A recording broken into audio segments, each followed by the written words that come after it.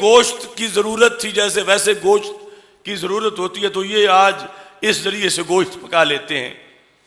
محتسباً، نیت ثواب کی ہو، ثواب کی نیت ہی نہیں تو پھر وہ عام ہی ہوگا، جیسے ویسے روزانہ کسائی یا عام لوگ ذبح کرتے رہتے ہیں، کھاتے رہتے ہیں۔ یہ جو ہے اس کا ایک ایک قطرہ گوشت کی، ایک ایک بوٹی، ہڈیاں، کھر اور اس کے سینگ اور بالوں کی تعداد کے مطابق نیکیاں، اور ساتھ یہ ہے کہ حسنوا دہایاکم فإنہ علی الصراط مطایاکم۔ رسول پاک صلی اللہ علیہ وسلم نے فرمایا قربانی اچھی لیا کرو اور ان کو اچھا رکھو، کیونکہ پل صراط پر یہی تمہیں بٹھا کے پار گزرے گی۔ یعنی اس کی معنویت میں غور کرو، ایک کرسچن، ایک یہودی، ہندو، سکھ، قادیانی، کوئی بدعقیدہ،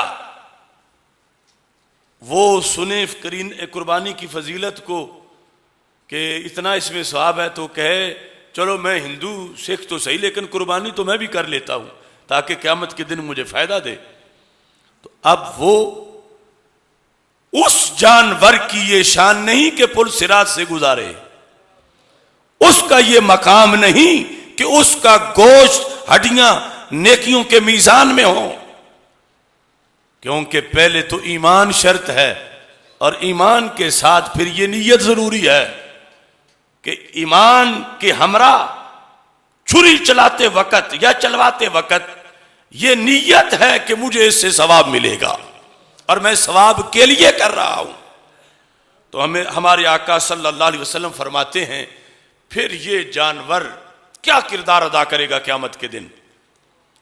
میرے آقا صلی اللہ علیہ وسلم کا یہ فرمان طبرانی معجم کبیر میں ہے، فرمایا کانت لہو حجابا من النار، وہ قربانی قیامت کے دن جہنم کے گیٹ پہ کھڑی ہو جائے گی اور اس کو جہنم نہیں جانے دے گی، جہنم کے اور اس کے درمیان رکاوٹ بن جائے گی۔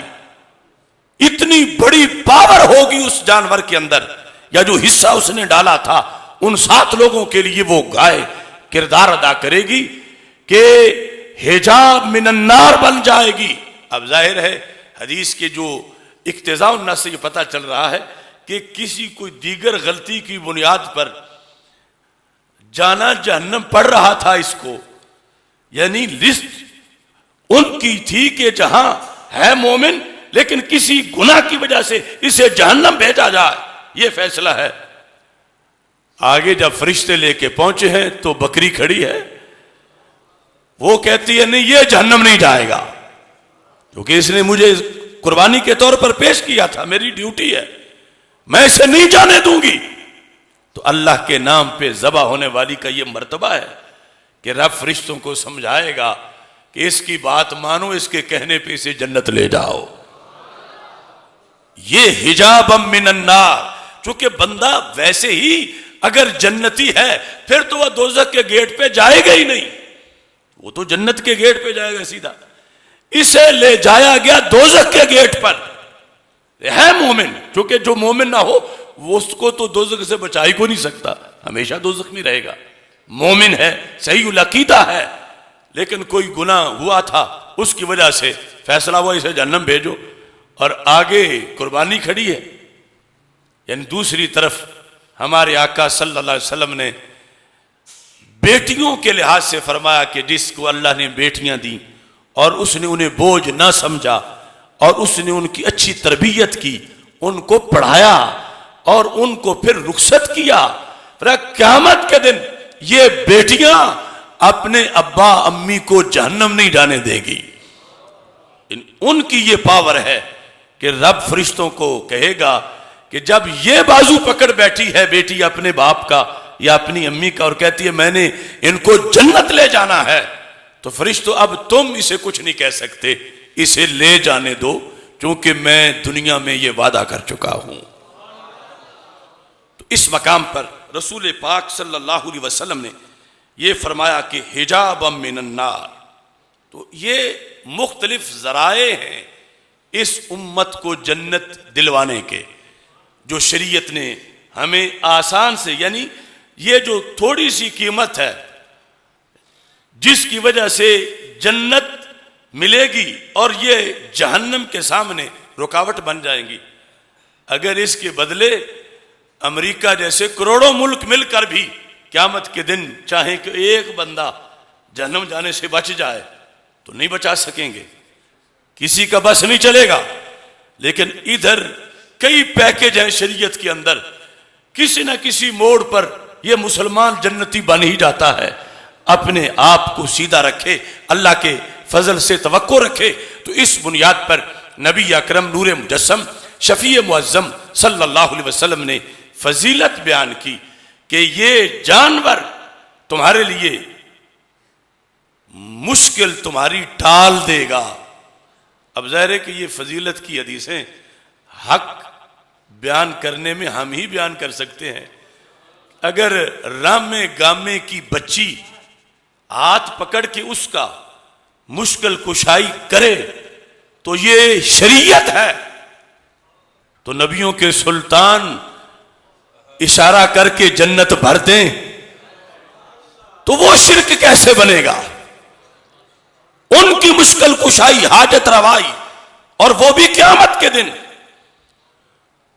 اس کو کس توحید کی آڑ میں اس کا انکار کیا جا رہا ہے کہ جب کہ شریعت مطہرہ میں تو سرکار دو عالم صلی اللہ علیہ وسلم نے فرمایا کن لہو سترا من النار، وہ بیٹیاں اس بندے کے لیے حجاب بن جائیں گی، اور ادھر تو قربانی تک بات پہنچی، اور ساتھ ہی نبی اکرم نور مجسم شفیع معظم صلی اللہ علیہ وسلم نے قربانی کے وقت جو طریقہ ہے اس کے لیے بھی خد و خال اجاگر کیے، بلکہ وضاحت فرما دی۔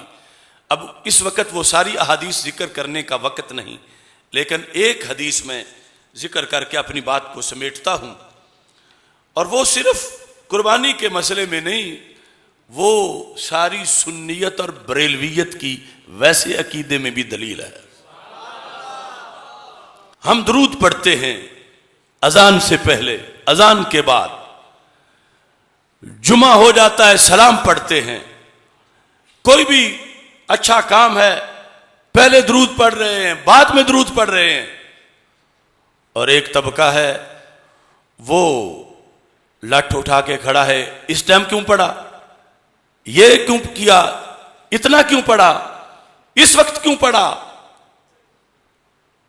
وہ اس چیکنگ پہ لگے ہوئے ہیں، روکتے ہیں۔ سنن کبریٰ جو بہقی کی 14ویں جلد ہے، اس میں باب ہے،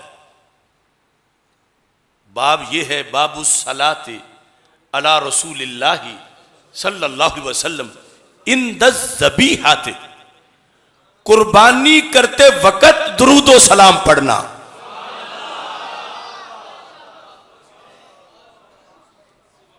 قربانی کرتے وقت درود و سلام پڑھنا۔ اب کتنے لوگ ہیں وہ کہیں گے یہ مسجد رضا مجتبیٰ والوں نے نیا درود متعارف کروا دیا ہے، پہلے تو جمعے کے بعد، اب یہ کہتے قربانی کرتے وقت، تو ہم نیا دین نہیں، اصلی دین پرانے والا پیش کرتے ہیں، اصلی دین، اور یہ اللہ کی توفیق سے ملتا ہے، اور اس بات کو آپ نے پھیلانا بھی ہے۔ حدیث نمبر 19712 میں یہ جو ترجمۃ الباب قائم کیا گیا ہے، سند کے ساتھ انہوں نے امام شافعی رحمۃ اللہ علیہ کا قول پیش کیا۔ قال الشافعی رحمہ اللہ تعالی والتسمیۃ علی الذبیحہ بسم اللہ، آگے چلتے چلتے کہتے ہیں ولا اکرہ، امام شافعی کہتے ہیں ولا اکرہ ما تسمیتہ علی الذبیحۃ ان یقول، کہ میں اسے ناپسند نہیں سمجھتا، میں اس کو بدعت نہیں کہوں گا، میں اس پہ فتویٰ نہیں لگاؤں گا، کس پر کہ کوئی بندہ بسم اللہ پڑھ کے، بسم اللہ اللہ اکبر جب چھری چلائی جاتی ہے تو میں اس کی اجازت دیتا ہوں، ان یقولا وہ کہے صلی اللہ علی رسول اللہ،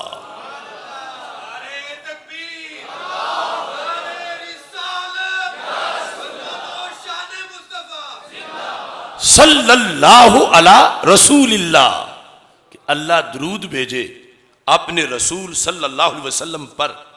پہلے تو یہ کہا کہ میں اسے مکروہ نہیں سمجھتا، اب گفتگو میں ترقی کی، کہتے ہیں بل احبہ لہ، بلکہ میں تو اسے محبوب سمجھتا ہوں۔ اب ان لوگوں کے پیچھے کیا نسب ہے جو ہمیں کہتے ہیں اذان سے پہلے نہ پڑھو، جمعے کے بعد نہ پڑھو۔ امام شافعی کہتے ہیں اگر صلو علیہ وسلم تسلیما مطلقاً وہ آیت سامنے رکھو یا حدیث سامنے رکھو تو پھر قربانی کرتے وقت بھی درود پڑھنا صرف جائز ہی نہیں بلکہ محبوب عمل ہے۔ دنیا نے اپنے آپ کو بدلا گھڑی گھڑی، ایک ہم اہل عشق ہیں، جہاں تھے وہیں رہے، یعنی بھٹکے وہ جو بدعت کہہ رہے ہیں، پھسلے وہ جو بدعت کہہ رہے ہیں، اور ہم اسی رستے پہ ہیں۔ اتنے بڑے بڑے اماموں نے، اب ظاہر ہے کہ امام شافعی بدعت کا حکم تو نہیں دے سکتے اور اپنی طرف سے شریعت گھڑ بھی نہیں سکتے، تو پھر پڑھ سکتے ہیں اس پڑھی ہوئی شریعت سے۔ وہ کہہ رہے ہیں کہ دنیا کو بتاؤ کہ جب جانور پہ چھری چلانے لگیں کہ جب خون نکلے گا عمل قبول ہوں گے، گناہ بخشے جائیں گے، تو اس وقت درود بھی اس محبوب پہ پڑھو جو پہلے ہی پوری امت کی طرف قربانی دے کے گئے ہیں۔ کیونکہ ہمارے آقا صلی اللہ علیہ وسلم نے جب چھری چلائی تو فرمایا اللہم تقبل منی وامن تقبل انی وامن لم یضحی من امتی، قیامت تک میری امت میں سے جو کسی وجہ سے، یعنی منکر نہیں ہوگا لیکن کسی عارضے کی وجہ سے جو قربانی نہ کر سکا، رب یہ اس کی طرف سے میں کر رہا ہوں۔ تو یہ موقع تو ہے نا کہ سرکار کا احسان ہے، یعنی موقع ہر گھڑی ہجون پہاڑی سے ام المومنین گزر رہی تھیں تو درود پڑھنا شروع ہو گئیں۔ ام المومنین سیاستہ میں ہے تو پوچھا گیا یہاں کون سا مقام ہے درود پڑھنے کا؟ کہا مجھے یاد آیا ہے کہ یہاں ہم رسول پاک صلی اللہ علیہ وسلم کے ہمراہ حج کے موقع پہ بیٹھے تھے، تو جب وہ پہاڑی نظر آئے جہاں کبھی بیٹھے تھے تو پھر بھی درود پڑھو۔ تو ذرا پہاڑی سے تصور آتا ہے تو کیا اذان سے تصور نہیں آتا کہ یہ اذان پڑھائی کس نے ہے، یہ تحفہ دیا کس نے ہے؟ اور آج پابندیاں لگانے والے ان کے پاس میرٹ کیا ہے؟ ہوتے کون ہیں پابندی لگائیں؟ شریعت نے، اللہ نے، رسول پاک صلی اللہ علیہ وسلم نے یہاں پر کوئی پابندی نہیں لگائی، نہ زمان کی، نہ مکان کی، نہ زبان کی، یعنی جو وقت ہو، جو علاقہ ہو، جو بھی لینگویج ہو تمہاری، اسی میں ہی اپنی محبت کا اظہار کر سکتے ہو۔ تو یہاں پر ہمارے آقا صلی اللہ علیہ وسلم نے یہ جو امام بخاری امام شافعی کا استدلال ہے، وہ کہتے ہیں سارے لفظ کہنے لگے، پہلے تو وَلَا أَكْرَهُ مَا تَسْمِيَتِهِ عَلَى الذَّبِيَّةِ أَن يَقُولَ صلی اللہ علی رسول اللہ بل أُحِبُّهُ لَهُ، میں تو یہ فتویٰ دیتا ہوں کہ مومن کے لیے یہ مستحب ہے کہ وہ یہ پڑھے۔ اور پھر کہتے ہیں وَأَحَبُّ إِلَيَّ أَن يُكْثِرَ الصَّلَاةَ عَلَيْهِ، کہتے ہیں مجھ شافعی کے نزدیک تو یہ بھی پسندیدہ ہے کہ چھری چلنے کے بعد گوشت بنایا جا رہا ہو تو پھر بھی پڑتا رہے، گوشت بانٹا جا رہا ہو تو پھر بھی پڑتا رہے، وہ صلات کی کثرت کرے. کثرت کرے کس انداز میں؟ کہتے ہیں دلیل کیا ہے؟ کہتے ہیں فصلی اللہ علیہ فی کل الحالات. جب رب آپ پہ ہر حالت میں صلات بھیجتا ہے، صلی اللہ علیہ فی کل الحالات لأن ذکر اللہ والصلاۃ علیہ ایمان باللہ. امام شافعی کہنے لگے اللہ کا ذکر کرنا، وہ جو چھری چلاتے وقت بسم اللہ کہا ہے، والصلاۃ علیہ رسول پاک صلی اللہ علیہ وسلم پہ درود پڑھنا، اسے ہم کیا سٹیٹس دیں؟ کیا عمل ہے یہ؟ اسے کیا کہیں؟ تو امام شافعی کہتے ہیں اس کا نام ہے ایمان باللہ. یہ ایمان ہے اللہ پر. یوں کرنا یہ ایمان ہے، بدعت نہیں، ایمان ہے. یہ ایمان ہے. اور ساتھ وَعِبَادَةً لَهُ، یہ عبادت ہے. اس وقت بھی درود پڑھنا یہ عبادت ہے. یعنی یہ سارے لفظ میرے نہیں یا امام احمد رضا بریلوی رحمت اللہ علیہ کے نہیں، یہ ائمہ اربعہ میں سے جو سید امام ہیں، ایک امام چاروں میں سے سید امام شافعی، ان کا قول ہے کہ کوئی غیر مقلد وہابی یہ جرت نہیں کر سکتا کہ ان کو بھی بدعتی قرار دے. تو وہ یہ کہہ رہے ہیں کہ درود پڑھو گے ایک تو مستحب ہے، پھر یہ ایمان ہے، پھر یہ عبادت ہے. اور چوتھے نمبر پر کہتے ہیں وَيُؤْجَرُ عَلَيْهَا إِن شَاءَ اللَّهُ مَنْ قَالَهَا، جس نے یہ پڑھا کہتے ہیں رب کے فضل سے امید ہے اسے اجر ملے گا. تو یہ قربانی کے عمل کے موقع پر درود و سلام اس کا بھی اہتمام ہونا چاہیے اور احیاء ہونا چاہیے. اور یہ نیا مسئلہ نہیں، پرانے دین سے. یہ میں حوالہ اس کا سنن کبریٰ امام بہقی کی، اس کی جلد نمبر 14 صفحہ نمبر 223 سے یہ حوالہ پیش کر رہا ہوں. رب ذوالجلال ہم سب کو عمل کی توفیق عطا فرمائے.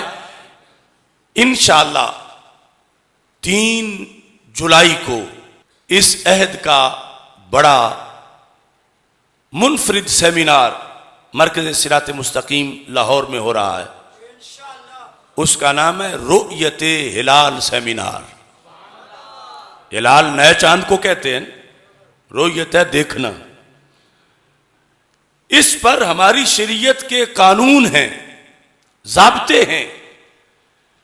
چاند دیکھنے پر فرض کا مدار ہے. چاند کی غلطی کی بنیاد پر حرام کا ارتکاب ہو سکتا ہے، جس طرح کہ یہ ابھی عید الفطر کے معاملہ میں آپ نے دیکھا.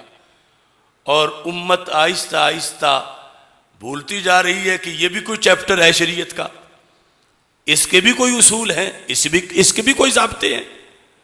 اور وہ اصول ضابطے ایسے ہیں کہ متبادل آج والا ہم وہاں لاگو ہی نہیں کر سکتے، ورنہ شریعت سے تصادم اور بغاوت لازم آتا ہے. تو چونکہ کافی اس سلسلہ کے اندر ضرورت میں نے محسوس کی، اور مجھے یقین ہے کہ لوگ اگر نہ جانتے ہوں، بے خبری میں غلطی کر بیٹھیں، وہ علیحدہ بات ہے.